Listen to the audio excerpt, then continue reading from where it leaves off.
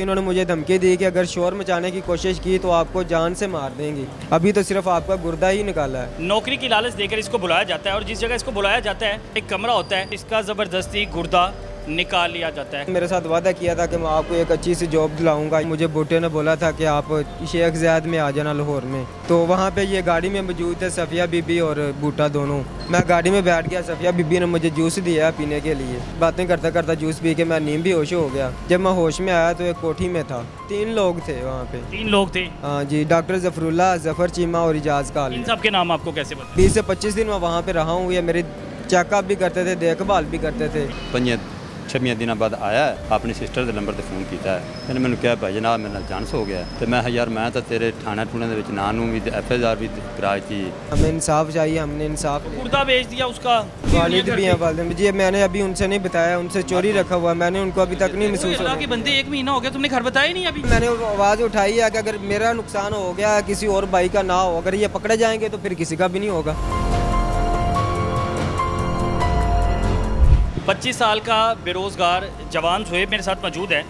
नौकरी की लालच देकर इसको बुलाया जाता है और जिस जगह इसको बुलाया जाता है, बुलाने के बाद एक ख़तून के साथ मिलकर इसको जूस पिलाया जाता है। जूस पिलाने के बाद जब ये बेहोश हो जाता है, जब इसकी आँख खुलती है तो अपने आप को एक ऐसी जगह पाता है कि जहाँ पर कोई भी नहीं होता, एक कमरा होता है। लेकिन कमरे में कहानी क्या की जाती है कि वक़ुआ क्या रूनुमा होता है कि इसको डराया जाता है, धमकाया जाता है और इसका ज़बरदस्ती गुर्दा निकाल लिया जाता है। कहानी क्या थी, दोस्ती कहाँ से इसकी ज़ुहैब के साथ, बूटे के साथ थी, सारा वक़ुआ मैं इसी की ज़ुबानी जानता हूँ। ज़ुहैब ये जो बूटा शख्स है, इसको कितने अरसे से जानते थे? ये तकरीबन 4 से 5 साल पहले।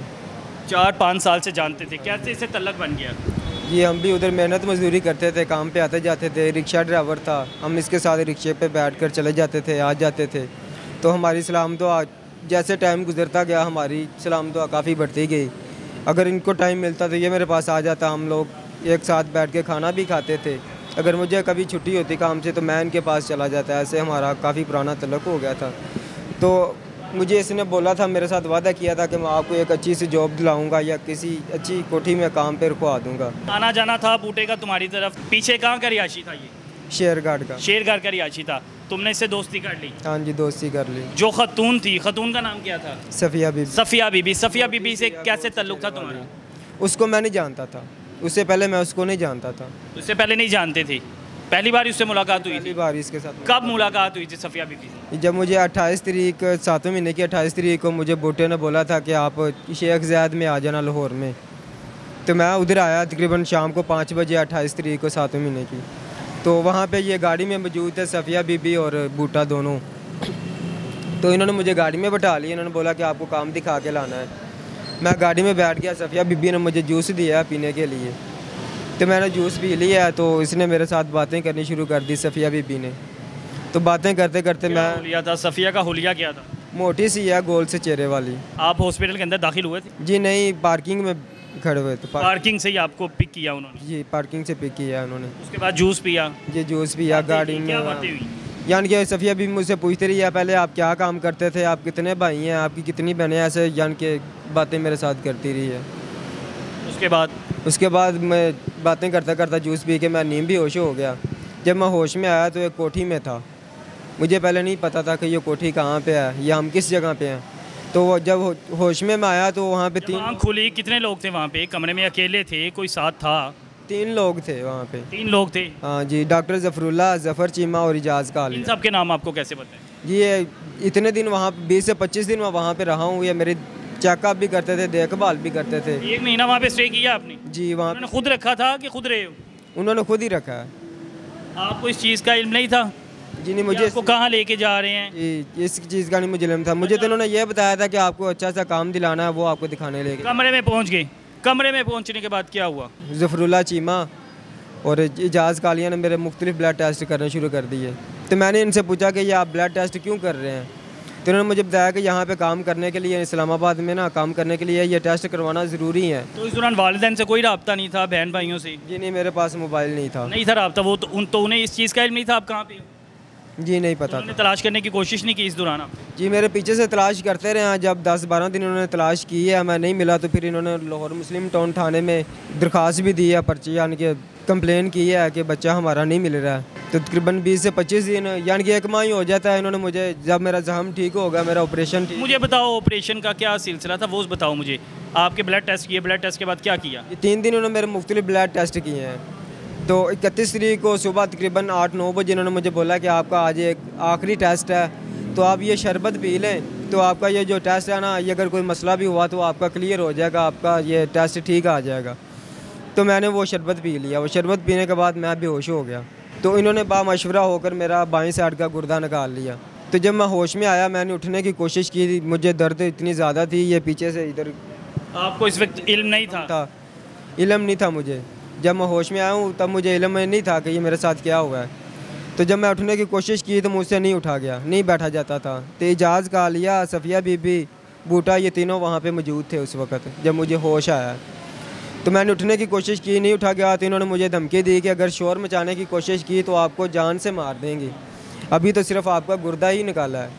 इन्होंने खुद अपनी ज़बान से मुझे इकरार कर दिया है कि अगर शोर मचाने की कोशिश की तो जान से मार देंगे, अभी तो सिर्फ आपका गुर्दा ही निकाला है। तो मैं फिर डर की वजह से चुप। किसने ये धमकियाँ किसने दी आप? बूटे ने भी और सफ़िया बीबी ने भी। बूटे ने भी दी, सफ़िया बीबी ने भी दी। तो वो जो डॉक्टर थे वो वहाँ से चले गए थे? जी, जब मैं होश में था तब वो वहाँ पे मौजूद नहीं थे। उसके बाद आप कितने दिन तक आपको वहाँ पे रखा, डरा धमका के? इन्होंने तकरीबन 25 दिन तक 25। हाँ, 25। अच्छा, मैं आपको दिखा देता हूँ इसका निशान। अगर आप देखें, अगर मैं दिखाऊँ कि करीब से दिखाएं, ये देखें, ये सारा का सारा इसका पेट चाक किया गया और पेट चाक करने के बाद इस लड़के का गुर्दा वहाँ से निकाल लिया गया। और इस वकूए को 1 महीना हो गया है। बाकी कहानी जो पुलिस की कारकर्दगी है वो भी आपको बताता हूँ। पहले हम लोग वो वकूआ सुन ले कि वहाँ पर गुर्दा निकालने के बाद डराया गया, धमकाया गया, लेकिन कोई राब्ता ही नहीं था बेचारे का किसी का। अकेला वहाँ पे क्या करता? गार्ड वगैरह भी थे वहाँ पे? कोई पिस्टल वगैरह थे, हथियार वगैरह उनके पास? ये एक पिस्टल पड़ा हुआ था कमरे में इसके पास। तो आपने कोशिश नहीं की किसी तरह वहाँ से निकलो? पहले ये कोशिश करता था, लेकिन मेरा इतना जख्म था, दर्द होता था, मुझसे खुद से उठा नहीं जाता था, चला नहीं जाता था। आपने कोशिश की नहीं क्योंकि आपको इस चीज़ का इल्म नहीं था? इल्म नहीं था।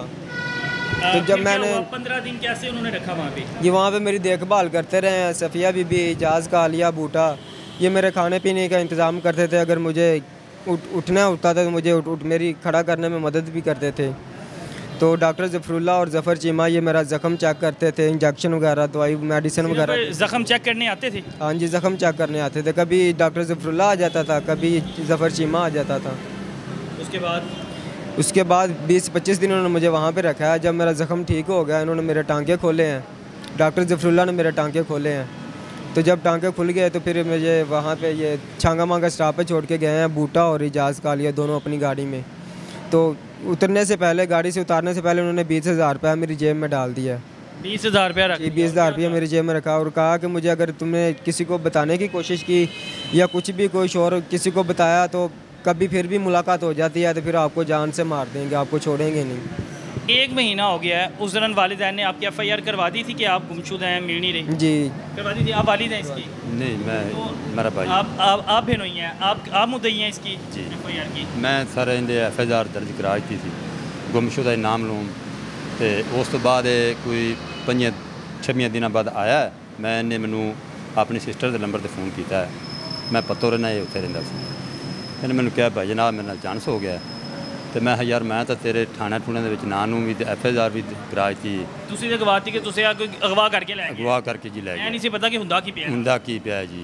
उस तो बाद जिले फिर मेरे मत्थे लग्या, मैं पूछा तो फिर सानू तो इंदी बन गई, सानू परेशानी इंदी बन गई, असीं की कर सकते? साडी समझ च गल बाहर हो गई। नहीं है। पुलिस ने की कीता है? पुलिस ने अजे तक कुछ भी नहीं। 1 महीने तो नंबर दे दिया आप लोगों ने? मैं नंबर दिया इस नंबर बूटे का नंबर दे दिया? हाँ जी साहब को इस एजाज़ कालिया के दोनों के नंबर दिए। एजाज कालिया का नंबर? एजाज कालिया कौन है? वो वहाँ भी होता है इस्लामाबाद में। इस्लामाबाद में होता है, उसका नंबर भी दे दिया। पुलिस ने ट्रेस नहीं किया हाले तक? अभी तक कुछ की कहते हो थाने जाते हो, थाने वाले की कहते नहीं? बस अभी कर देते हैं। अभी इधर अदालत में बयान दिए हैं, अभी उधर थाने में जाएंगे तो फिर उनसे पता करते हैं कि वो हमारे साथ क्या करते हैं। अगर हमारे साथ चलेंगे तो ठीक है, नहीं तो और भी हैं, हम और आवाज़ उठा लेंगे।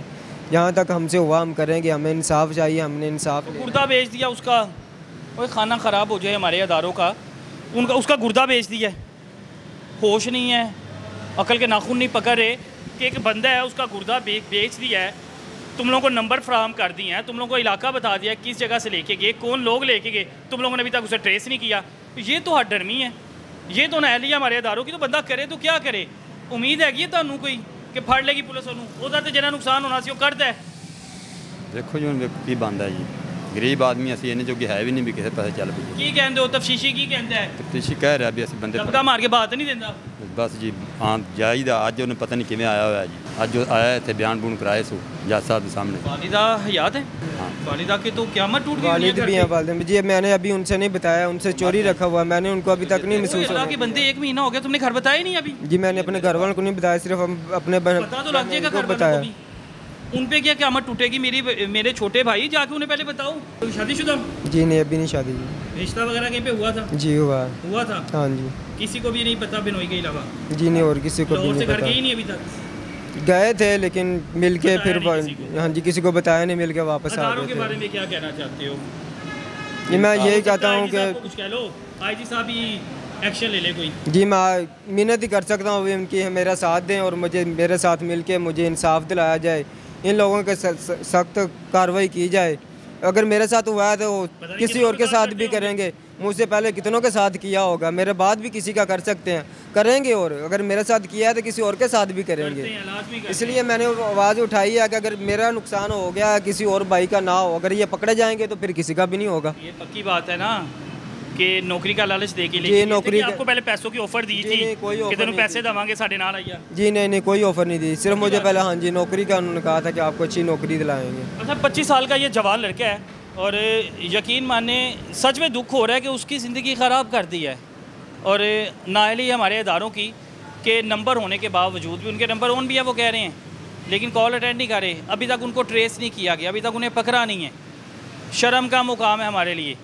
और आपको पता है कि गुर्दे जिस तरह हमारे यहाँ पे पाकिस्तान में सेल होते हैं, आए दिन कोई ना कोई ग्रोह पकड़ा जाता है, लेकिन इनके खिलाफ मुकम्मल कार्रवाइयाँ नहीं होती। महीने 2 महीने बाद पता होता है बाहर चले गए नहीं, वो पैसा चलता है यहाँ पे, जेबें गर्म होती हैं। आज़ाद अदालतें हमारी किधर फैसला सुनाती हैं? अल्लाह पे उम्मीद है और अल्लाह की लाठी बिल्कुल बेआवाज़ है।